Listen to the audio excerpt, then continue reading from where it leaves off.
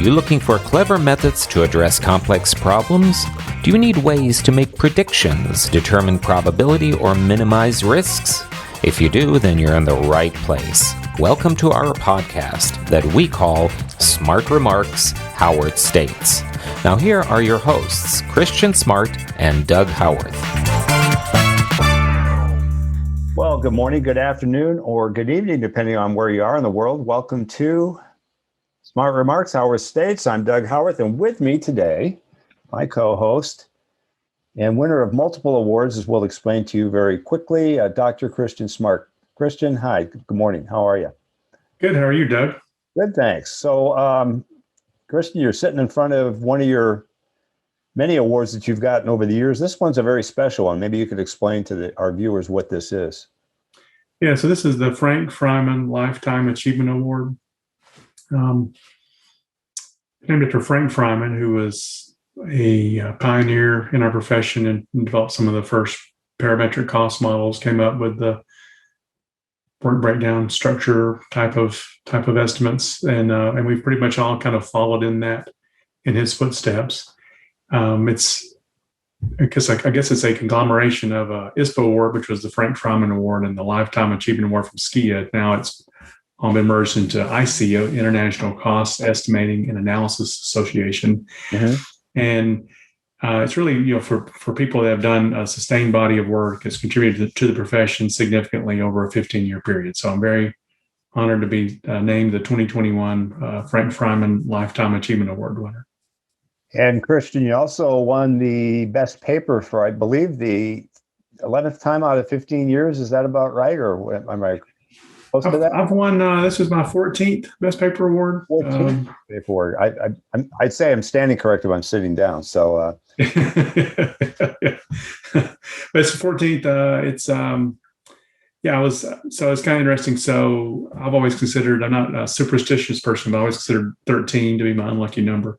Mm-hmm. And so in the year of COVID, I won a best paper award. That was my 13th best paper award during the year of COVID. So, so I was glad to win one this year. So I got over the 13 hump. So it was for machine learning paper that some colleagues of mine and I did on a statistical modeling approach, a high-level approach to doing joint confidence level analysis. Wow.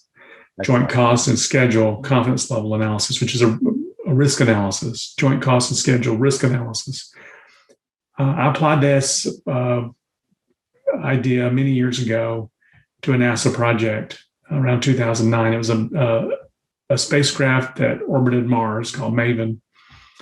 I did it in 2009, and the actual cost came in within 1% of my 50th percentile estimates for cost and schedule, each one. Wow. So right on top of each other, very accurate. So it's one of my probably one of my best estimates ever. Well, that's excellent, Christian. Well, I'm very proud of you. And how's this done for your book? Why don't you remind people again about your book? Yeah, so it's helped me with sales a little bit. My book, Solving for Project Risk Management, it came out in November of 2020. It's available in hardcover and on ebook versions from a variety of sources.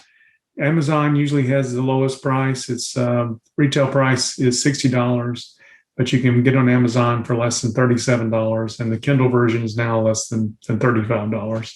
So there's also, you can find it at Barnes & Noble. There's a Nook version. Google eBooks has a version. So there's a lot of variety of sources. Whatever your favorite vendor is, you can typically find it. Oh, great.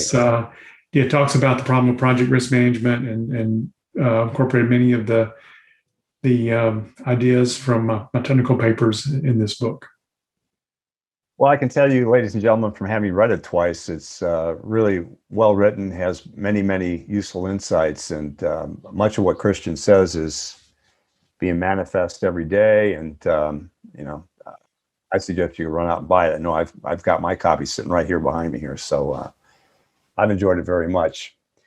Well, Christian, you and I have had some interesting interactions on the internet, specifically on LinkedIn and off of your website. Yes. About something that we both feel to be patently obvious, but it's not taught in the textbooks, and that is the idea of demand curves, as they're taught in economics. Demand curves we see as being downward sloping, which is to say, if you were to plot a demand curve and price were to be your vertical axis and quantity would be your horizontal, most economists, every textbook would plot a supply curve as being upward sloping, which is to say, as prices go up, producers are willing, as they like to say, are willing to supply more. But what we discover in the real world is that 90% of businesses demonstrate downward sloping demand curves, which means that as time goes on, people get smarter. They figure out how to do things better. They develop economies of scale. Their suppliers develop economies of scale. Their suppliers become smarter. Things become cheaper over time. And so the supply curves, the supply curves are downward sloping, is what we were finding. So you and I had some blowback on that, right? I mean, we had people quoting it's like chapter and verse out of the textbooks about telling us what we should be expecting and versus what it is that we see. And I'm kind of with you. I kind of go based on the evidence. Maybe we could elaborate on that a little bit then. Yeah, sure. So there's some things that are in textbooks that sound great in theory, right? So people are rational. Firms act to maximize profits, which is something you think that seems pretty reasonable. A firm should try to maximize its profits. However, and a lot of the upward sloping supply curve theory is based on this idea that that at some point where you would maximize profit is where your marginal revenue is equal to your marginal cost. Okay. And where you would typically see that is where quantities produced are very high, which is where marginal cost is rising. And so that upward sloping marginal cost curve, where marginal costs are higher than your variable costs. Yeah. That's your supply curve. That's what they posit as the supply curve. But that's in a type of economy that would be sort of resource constrained, whereas most of the situations in the industries we work in are demand constrained. And so the demand curve does not allow you to profitably produce in those areas. So we're looking at situations where the variable cost is decreasing, the marginal cost is decreasing. So you're not going to price at the marginal cost, because if your marginal costs are below your variable cost, you're losing money on every unit. If you're to price at the marginal cost, what you're looking at is you're taking some sort of average cost and then marking up based on that. That's what firms actually price at.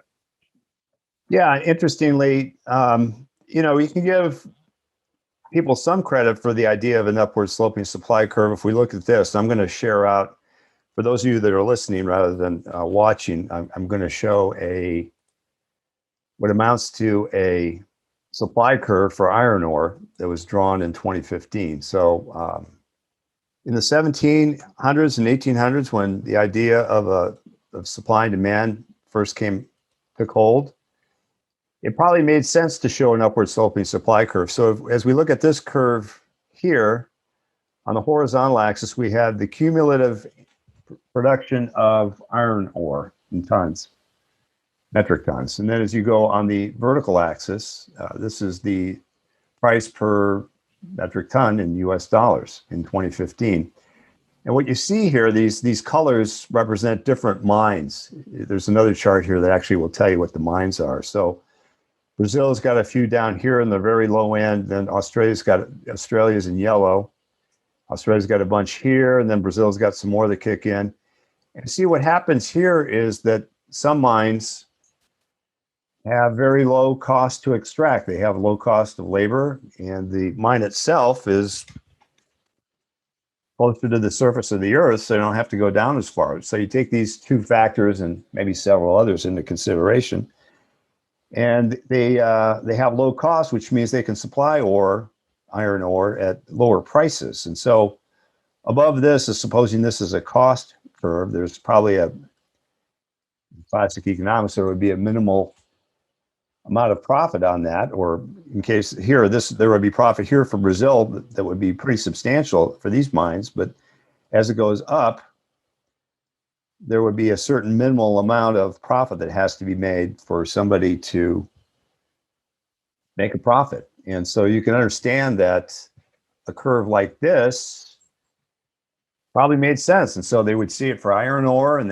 they could imagine it for something like bread or milk or eggs and things like that. So that made sense to some people. But in other realms, we see that it just doesn't apply. I think, Christian, you were pointing out the solar cell industry, right? The solar cell industry is Yes. So the solar cell industry. So what economists will say is that, well, in the the economists differentiate in the short run and the long run. So what we're talking about really encompasses sort of both. We're probably really talking about the long run. Mhm. Economists will say, well, and in the long run, there are some increasing returns to scale early on. So the cost curve will come down, and then you'll hit a steady state where it flattens out, and then it'll increase again. But really, in the areas we've looked at, it's always decreasing, and that long run can last a long time. So the solar cell industry has experienced declining costs, right. a very steady learning curve type phenomenon for decades. Semiconductors have experienced that as well. So the semiconductors, Texas Instrument, Right.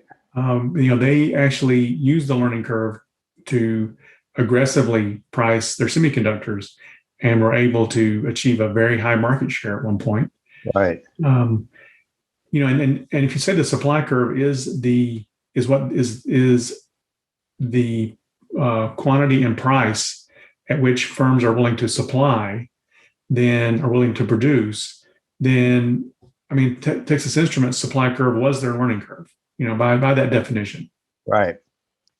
Here's an interesting thing that you can get out of, I got this out of the Bureau of Labor Statistics. And so in that regard, and again, for those of you who are listening, this is the buying power for televisions. And so this is showing a curve that ran for 20 years, from the middle of 2000 to the beginning of 2020, or the end of 19, I forgot which. It shows how many dollars you'd have to spend in the year 2000 to buy a television set compared to a comparable set in 2020. And it works out that what cost $300 in 2000 now costs less than $10 in 2020. And I think all of us that watch TV know that, because you've seen the price of television sets fall. And so that alone is proof positive, proof to all of us that actually anybody that's got a monitor or a television set knows that, hey, I can get for a fraction now what would cost me thousands before. And so this is that phenomenon extended in an industry across decades. Right. If you look at economics textbooks, they typically talk about things like mining, metals, talk about oil production. So Sure. if you were to look at a YouTube video about why does the supply curve slope upward, right, they'll immediately bring out an example of oil production, which is very similar to the metals production you were talking about. Exactly. If you look at Samuelson's textbook, he talks about the impact of fertilizer on agricultural production. So, and you see diminishing marginal returns in those fields, in natural resources, and to some extent in agriculture.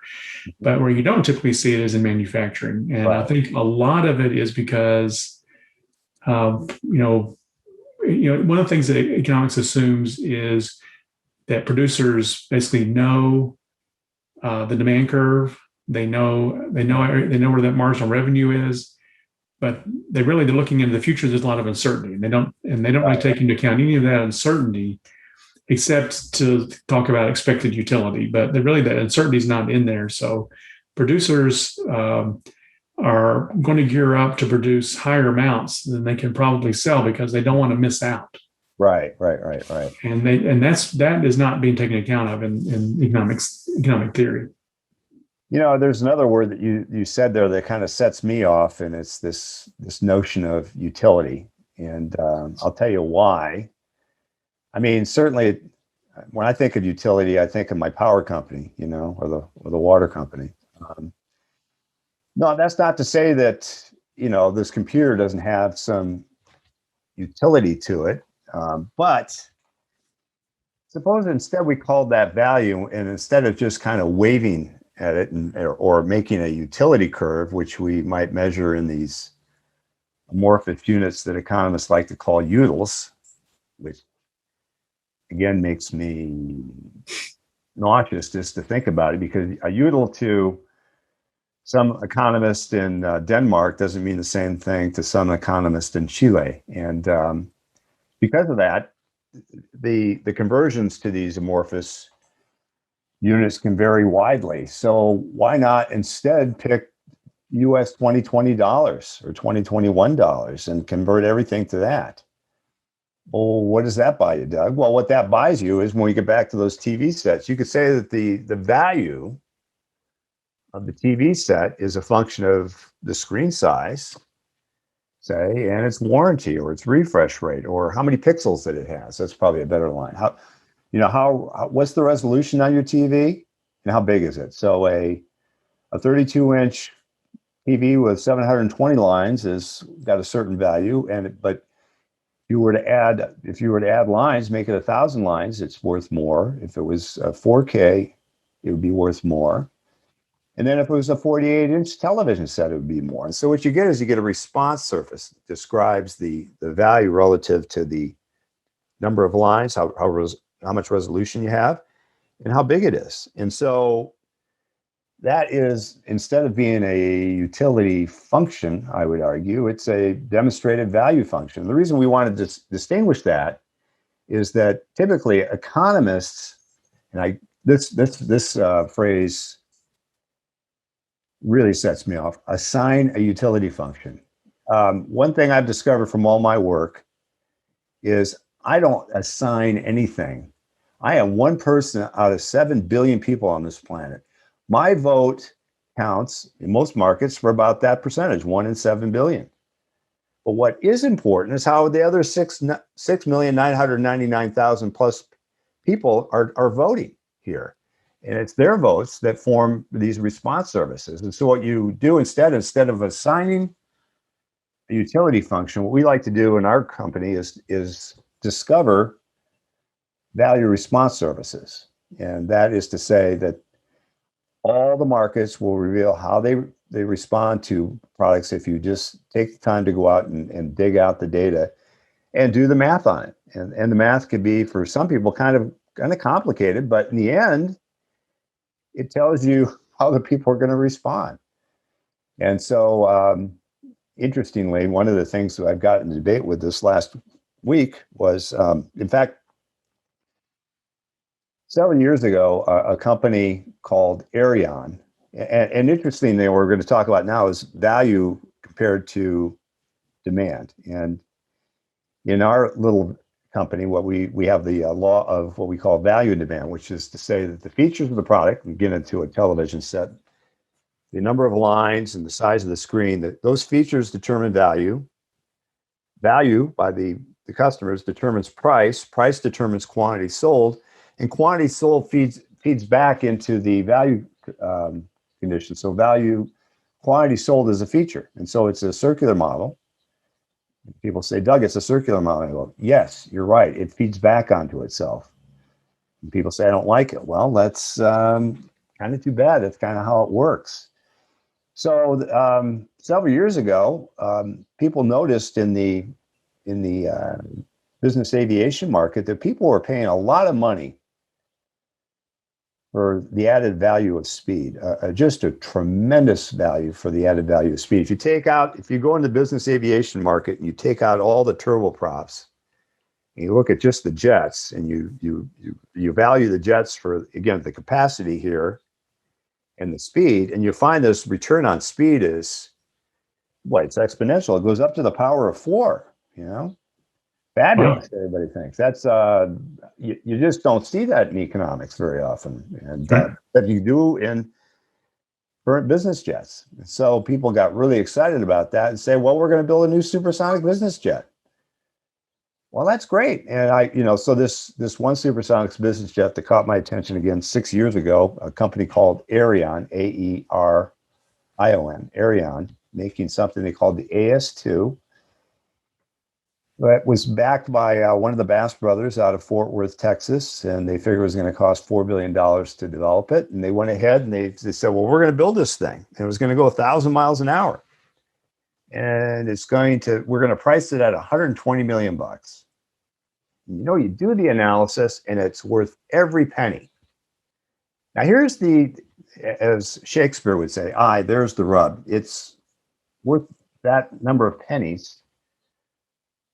How many pennies on the planet are there for that product? Well, it turns out that there's a hard demand limit for business jets, television sets, cars, things like that it changes over time. But I shouldn't say hard, it's got a distribution about it, to use Christians, to use the stuff that Christian is most renowned for. There's an air term about the limit. It's usually a log normal, which is to say it's not bell-shaped curve. It's a bell-shaped curve that's got a skew to it, skewed to the right or to the higher end. There's a curve that describes this limit for any market.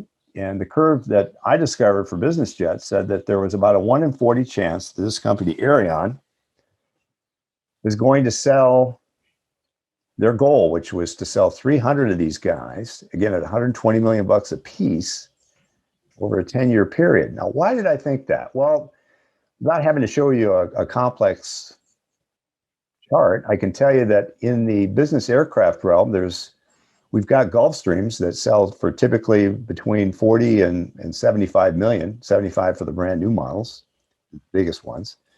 And then from that point up, the only thing that you can buy currently are airliners that are converted. So you can buy converted Airbus airliners and Boeing airliners. And in fact, they're single aisle airliners converted to business jets. They're going for anywhere from 75 to 100 million, depending on what you put in it.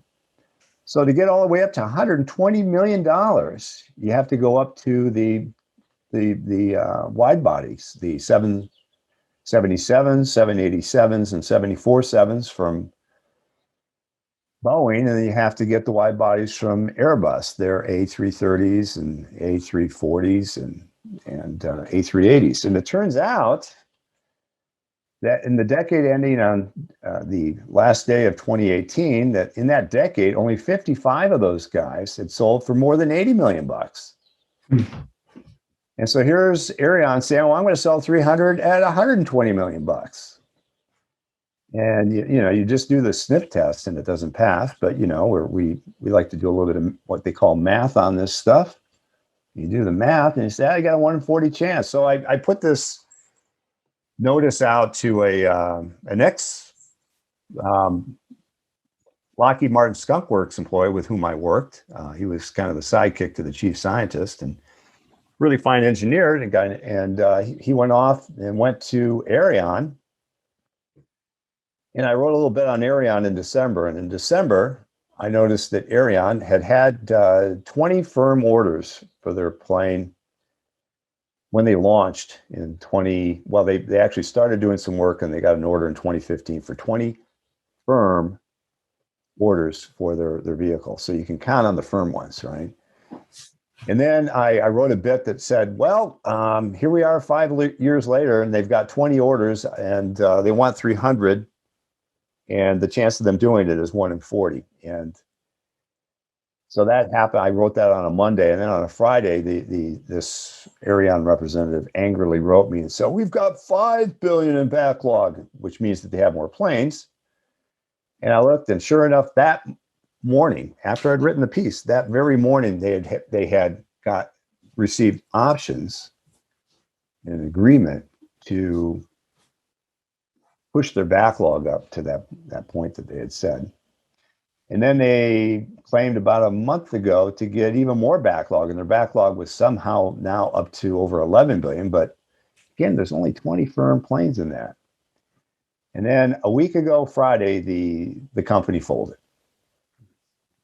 with 20 firm orders, 300 that they said. So the point being that these limits are real. If you don't want to abide by them, the market's going to force you to adhere to what it says. It basically says, hey, this is how much we got. This is how much we're going to be able.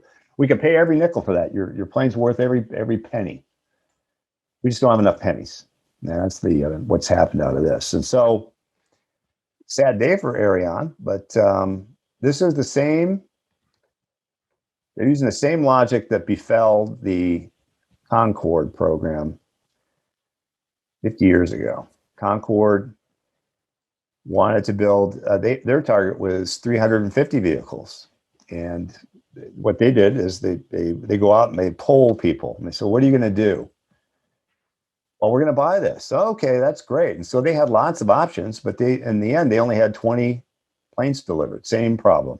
And Krista, I think this is a good point to bring up the thing about what people say they're going to do versus what they do. And so what's great about what it is that you do is that you actually say, look, I don't care what you say you're going to do. I'm going to look at my analysis looks at what happened in the past is a good prediction of the future.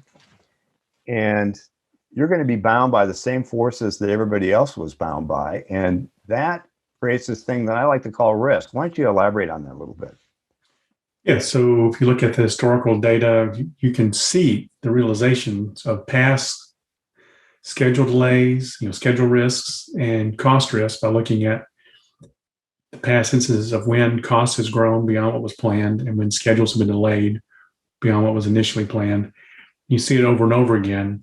Occurs 80% of the time across all types of industries, both cost and schedule for these projects.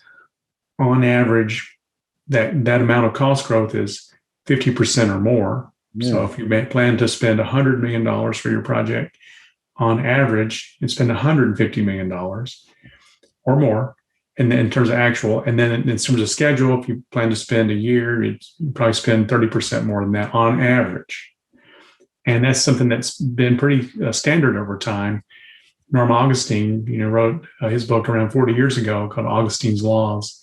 He termed the 50% cost growth factor to be the Las Vegas factor of program development. It's just kind of gambling. And then the same thing for schedule. He called it the universal fantasy factor. Right. So you always think we can do things in less time than they actually can occur. As the cognitive scientist Douglas Hofstadter noted, it always takes longer than you expect, even take into account that it takes longer than you expect. So that also applies to, as time is money, that also applies to cost. Mm-hmm. Because of entropy. Entropy is the tendency towards disorder in the universe. Because of entropy, the same concept applies to risk. There are only so many things you can do to make something better. There's a lot of things you can do to make something worse. So, my son was sitting in his high chair. Elaborate on that idea again. I really found that to be a useful point from your book, that there's, when you show a risk curve and there's a chance you could be below it, but there's many more chances you could be above it. Why don't you elaborate on the thing? A few things could go much better than you planned, but only a few things. But there's many more things that go wrong, and then that also gets into your idea of what could go wrong and what you don't know that could go wrong. Maybe you could elaborate on that a little bit. Yeah. So there's only so many things that you can do to make it better, and it takes a lot of work to make it better. Mm-hmm.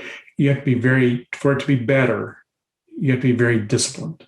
Mm-hmm. Sometimes you can be, and so not changing requirements. And so these are projects that last multiple years in the industries we work in, that take multiple years to develop and they can start production, and sometimes even decades. Right. So it's very difficult to keep your requirements stable because there's all kinds of technology advances occurring all the time. So there's something called Moore's Law, which is basically the exponential growth in technology over time. People have been predicting the end of Moore's Law for over a decade, but scientists cleverly find new ways to keep extending it. Mm-hmm. So there's no end in sight potentially to this exponential growth in technology over time. You're building a project that's years in length. There's a lot of temptation to try to update your technology. Right. To update your technology, you have to change your design, you have to make updates.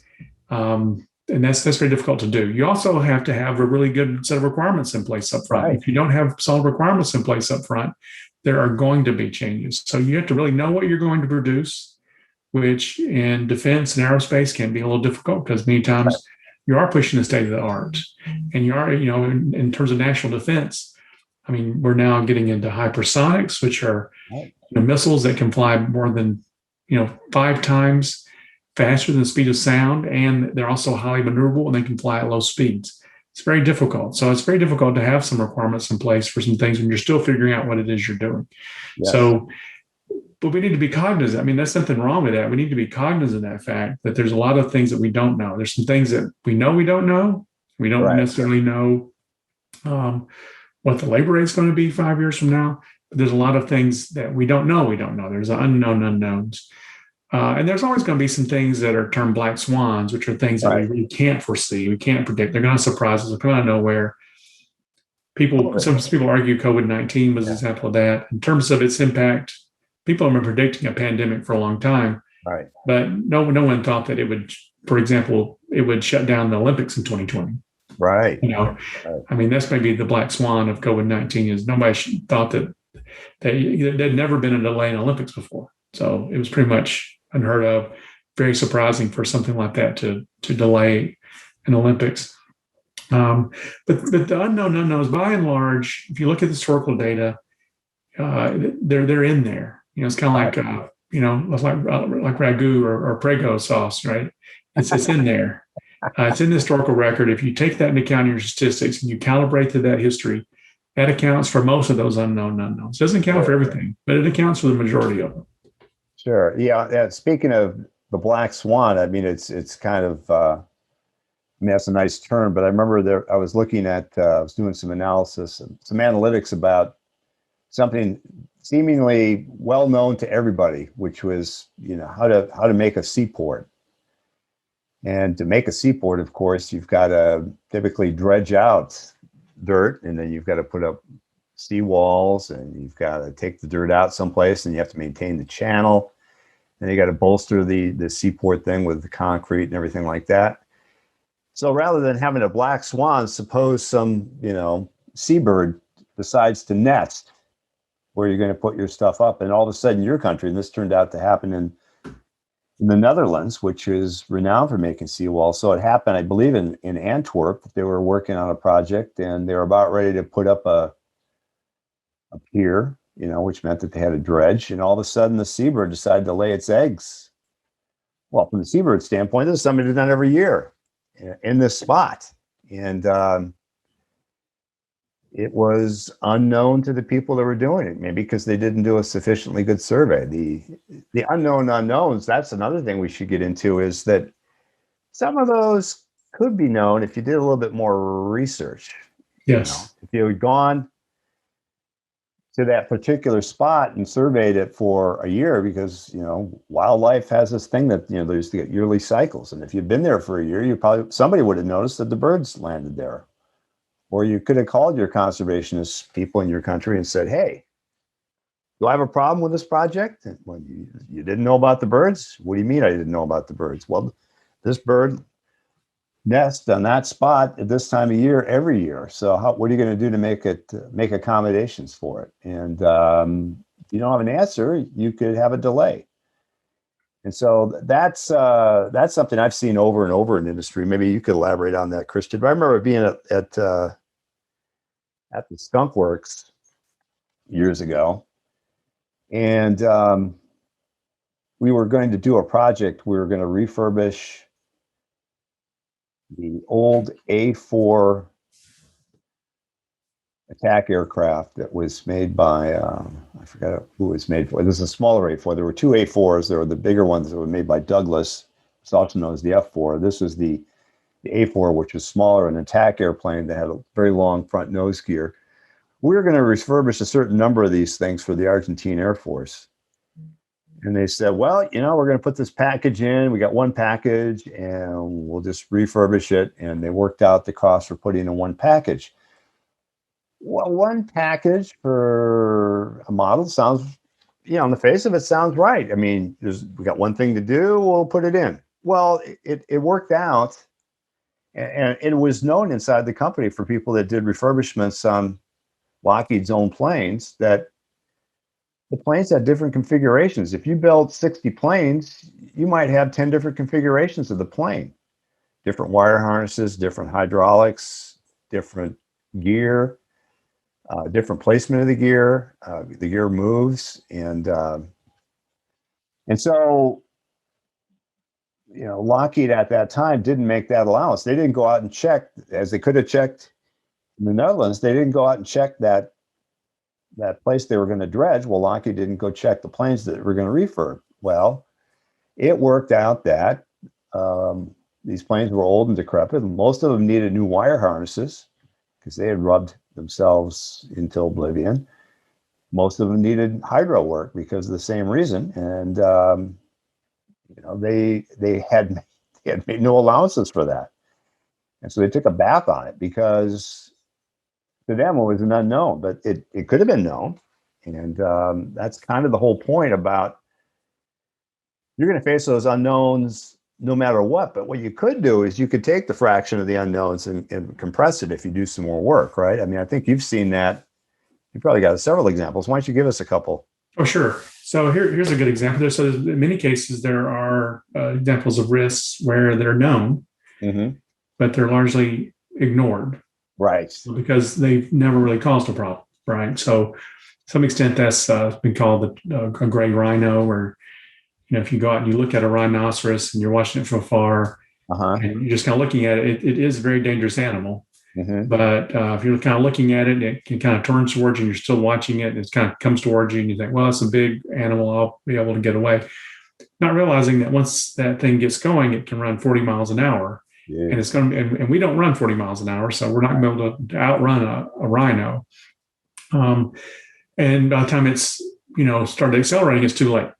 But people still tend to look at these things. So a famous example of this is the Space Shuttle Challenger. Not many people know that problem that led to the failure was actually known within the engineering community at NASA, and people have been trying to get the attention of leadership for years. It never caused a problem before. So the issue is that the space shuttle had, a main body, an orbiter, and it had three liquid space shuttle main engines. On the sides, and what did most of the heavy lifting up front was 2 4-segment solid rocket boosters. And the design had a flaw in the solid rocket boosters. And the issue is that under pressure, one of the joints, so these are 4 segments, so there's a joint between each segment, and one of the joints was called a J-leg joint. It was designed to open up under pressure. And so opening up means that the gases are trying to vent out, and the only things protecting it are these O-rings. And if you get a burn through the O-ring, then you get escape of gas, and that's bad. So because these the propellants in solid rocket boosters are very volatile. So so this was a known problem. Now what happened on the day the Challenger launched was also an unprecedented condition in terms of launching. So it was cold. It was very windy that day. And so typically they would have scrubbed that launch. However, there was some political pressure because there was a State of the Union address planned for that night. And President Reagan, the administration wanted the president to be able to speak to the astronauts in real time during his State of the Union address. And, they wanted that political type thing. So it was a political pressure to do it. But they'd never launched on a day that windy or a day that cold. They decided to go ahead anyway because of the pressure from the administration. The head of NASA and several of the people that work for the administrator at NASA are political appointees. So that's a potential risk in terms of the political pressure. They're more likely to bend to that political pressure because they are appointed by the president. So they launched, and then it happened. It blew up. What's not well understood is that joint was designed to open under pressure. What people remember is Richard Feynman doing the experiment with the O-ring, and they think it was an O-ring problem. The O-rings were brittle. It wasn't the O-ring problem. It was the joint opening up under pressure that was the real problem. A known technical issue that was just basically ignored, and senior leadership did not want to hear about. Right. That's one example. I worked on a project to replace the space shuttle that later got canceled. NASA spent billions of dollars on that project. X-33? It was no, well, no. This was Constellation. This was in particular the Ares 1 launch vehicle that was going to kind of take the place of the shuttle, which was going to launch an astronaut on top of a single 5-segment solid rocket booster. Wow. And so now the issues with that are, and we didn't realize it at the time, and if we had done more research, we would have known. But the assumption that we were given in doing our estimates on the 5-segment version of the 4-segment solid rocket booster was it would benefit from a lot of heritage on the design. And so the initial estimates were quite low because there was not very much design work. Once we started talking to some folks and doing some updates to the estimate, we talked to an expert on solid rocket booster engineering at Marshall Space Flight Center. He said, no, once you open up the case on a solid rocket booster or solid rocket motor and you start making changes, it's a brand new solid rocket booster. It's a brand new solid rocket. Right. You've got to test it because you don't know what all the characteristics are. So you have to go through and the development testing for a solid rocket motor is very extensive because they got to test it along the way, make sure everything works and you don't have any oopses. Right. It's very volatile. If you've ever been out to the Falco plant where they, now I think it's ATK, where they used to make the solid rocket boosters, they've got all these warning signs up because there's always a chance of a fire or an explosion. So it's very volatile. One of the initial people that developed solid rocket boosters and developed the technology, he died in a accident, from a solid rocket booster mishap. Wow. One of the folks that worked at, I think, Caltech. And but anyway, so it's very dangerous. And so when you open that up, so we went from a very low number for that development. I mean, it's around 600 million. Now we got a brand new rocket motor. Now we're up 600-800 million just from that one change in assumptions alone. So that was something that was a risk potentially, but it basically was completely ignored. So in our estimate, wasn't accounted for in the risk range that the heritage could be higher. It was just something that we totally missed. And it was something that, if we had not just taken project management's word for it, we could have incorporated in our baseline point estimate. It was just a fact. Sometimes there are things that are risks that if you had taken into account, it would have been a part of your baseline estimate. Yeah, and the thing about the solid rockets is you test the predecessors to it, but you really can't test what you're going to put up until you fly it. That's you fly it. That's you're improving it at the same time, but you'd like to be able to do lots and lots of tests, but it becomes very expensive. I used to work one summer when I was at university. I took a summer job at DuPont in the town of DuPont, Washington. And DuPont chose Washington State to make dynamite. Interestingly, and coincidentally, I live, as I'm sitting here, I'm about 2 miles from a previous dynamite factory spot that was called, the company was called Thermite. The reason that dynamite companies tend to form on the West Coast is because we don't get very much lightning out here. You can imagine if you got a dynamite factory, the one thing you don't want to see at a dynamite, well, two things you want to see at a dynamite factory: lightning and matches. And so I worked in this dynamite factory, and I worked with a guy that was testing the dynamite. There actually have dynamite testers. It's not a taste test, obviously, but you've got to you got to test the batches of these dynamite, right? Yeah. And so, and of course, it wasn't really dynamite at that point. It was liquid explosive. And so they very clever. This is 74, I believe, 74, 75. They would pour a part of a batch into what looked like a big sausage container. It was about, I don't know, 1.5 feet long and maybe had a diameter of 4 or 5 inches. And then we would put a blasting cap on the top of this, and then put a twist tie around the blasting cap.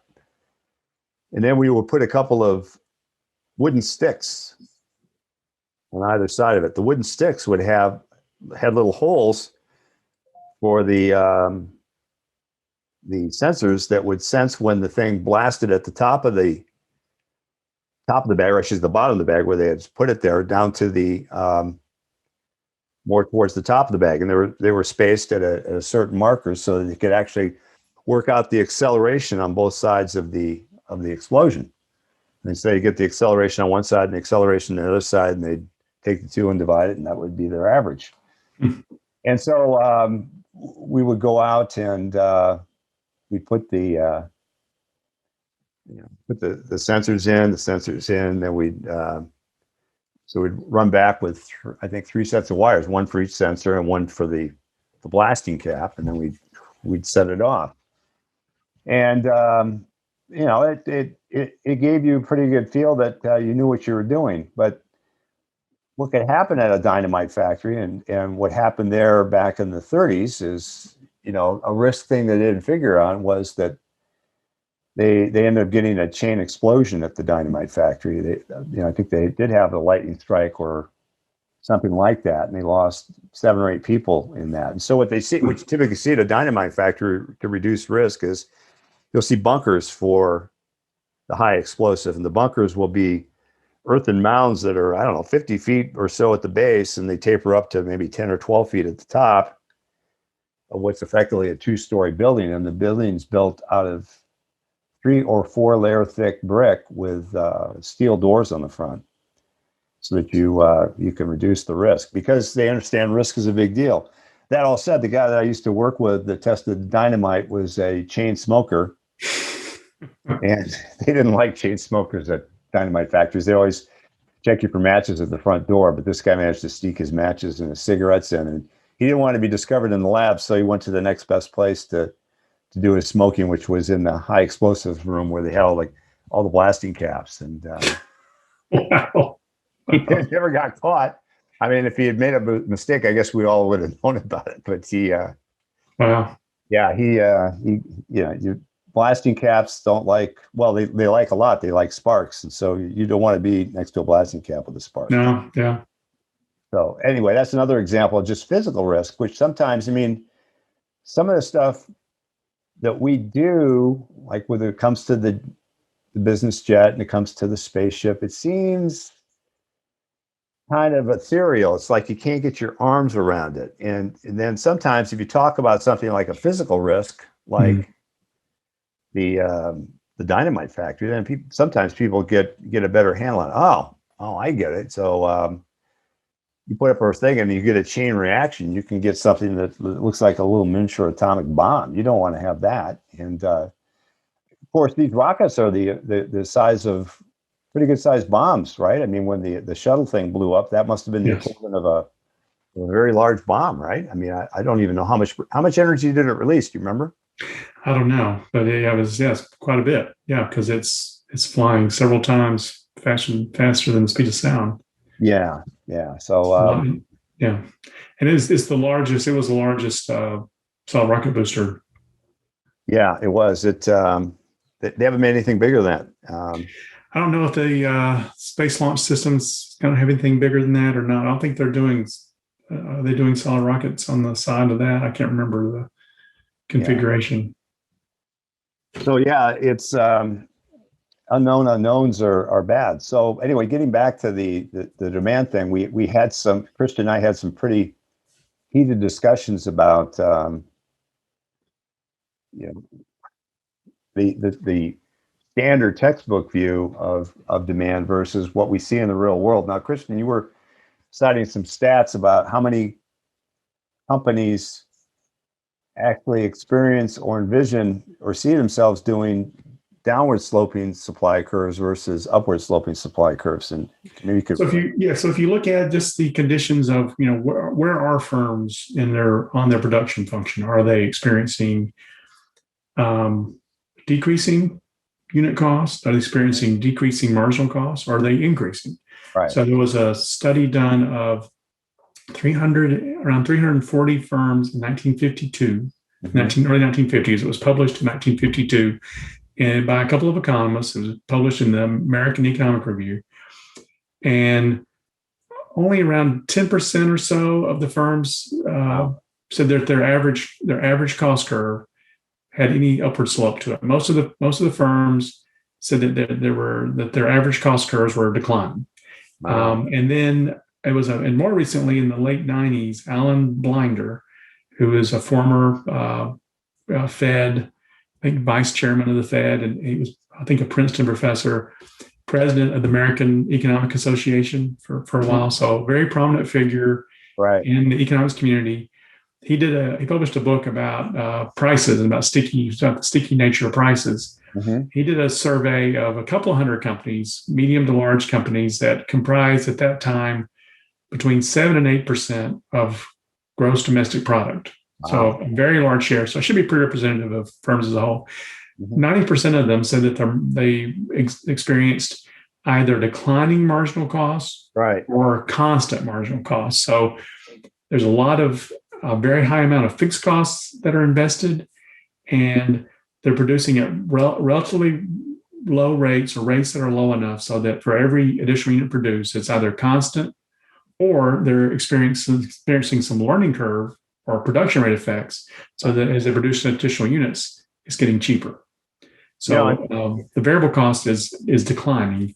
And so there's no way that your supply curve is upward sloping, and you're not going to produce at that marginal cost curve, because at that point, you can prove this mathematically that if your marginal costs are declining, it's below the average cost. Right. And both are declining. And where marginal cost would intersect the average unit cost is where the average unit cost bottoms out. Right. So you're never going to price based on the marginal cost curve in such a situation. Right. In order to not lose money, you're basically going to have to take the average cost curve and then do some sort of average price markup based on that. There are other studies that support that, but those are two prominent ones that look at hundreds of firms. Yeah, and we would suggest from our value analysis that what you really want to do is you want to price to what the value of the product is. The point I would make to people is when you go into televisions, you go out and buy a television, you're in the $400 television market, that range. What you'll ask yourself is you'll say, well, how many lines of resolution? Is it is it 720, 1000, 4K, 8K? And you ask yourself how big it is. The last thing, or the thing that you'll never ask yourself is, gee, I wonder if it costs this producer $600 to make this $400 TV set and they haven't broken even yet, or do they make it for $360, or do they make it for $40? Now, the government would ask that, but you and I as consumers would never ask ourselves that because it doesn't figure into our equation. So I think we ought to pursue that next time. Well, Christian, this has been a very spirited discussion. Thanks. Thanks again. Always good discussion. For joining me today. Thanks. Congratulations again on your Lifetime Achievement Award. Thanks, Doug. Your Best Paper Award. I'm losing track. There's so many that are stacking up. I guess it's 14. You got past unlucky 13. And thank you for joining me today. And thank you to our audience. And we'll talk to you again soon. Smart Remarks, Howard States has been brought to you by Multidimensional Economic Evaluators. If you have any questions or comments, please email us at info@meevaluators.com. For more information on Christian, please visit his website, christianbsmart.com. And for more information on Doug, see his LinkedIn page, Douglas Howarth, or his website, doughowarth.com. Thanks for listening, and until next time, keep reaching for the right answers.